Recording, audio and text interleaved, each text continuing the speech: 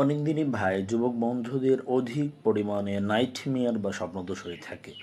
অনেকের প্রশ্ন হচ্ছে, মোহতারাম শেখ, স্বপ্নদোষ থেকে মুক্তি পাওয়ার বিশেষ কোনো আমল আছে কিনা? অধিক পরিমাণে নাইটমেয়ার বা স্বপ্নদোষ হওয়ার দরুন শারীরিক অনেক ধরনের সমস্যা হয়ে থাকে। ফলশ্রুতিতে বিশেষ করে প্রাত্যহিক জীবনে চলাটা অনেক কষ্ট হয়ে থাকে এবং শরীরের অনেক বেশি অবনতি হয়ে থাকে এবং স্বাস্থ্যহানি হওয়ার সম্ভাবনা অধিক পরিমাণে থাকে। এখন অধিক স্বপ্নদোষ থেকে মুক্তির কোনো আমল আছে কিনা?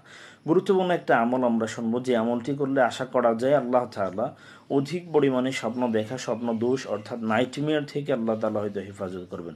সেটা হচ্ছে, কোনো মানুষ ঘুমানোর পূর্বে বালিশে মাথা রেখে, অর্থাৎ নিদ্রায় যাওয়ার পূর্বে বালিশে মাথা রেখে 11 বার যদি আল্লাহ তাআলার গুণবাচক একটি নাম যদি নিয়মিতভাবে রেগুলারলি পাঠ করতে পারে, আশা করা যায় অধিক পরিমাণে স্বপ্নদোষ থেকে সে মুক্তি পেতে পারে। সেটা হচ্ছে, আল্লাহ তাআলার একটি নাম হচ্ছে ইয়া কুদ্দুস, ইয়া কুদ্দুস, ইয়া কুদ্দুস। এই আল্লাহ তাআলার এই সিফতি গুণবাচক নামটি যদি কেউ বিছানায় শুয়ে বালিশে মাথা রেখে 11 বার পাঠ করে ঘুমিয়ে যায়, তো আশা করা যায় ঘুমের মধ্যে কখনো স্বপ্নদোষ হবে না।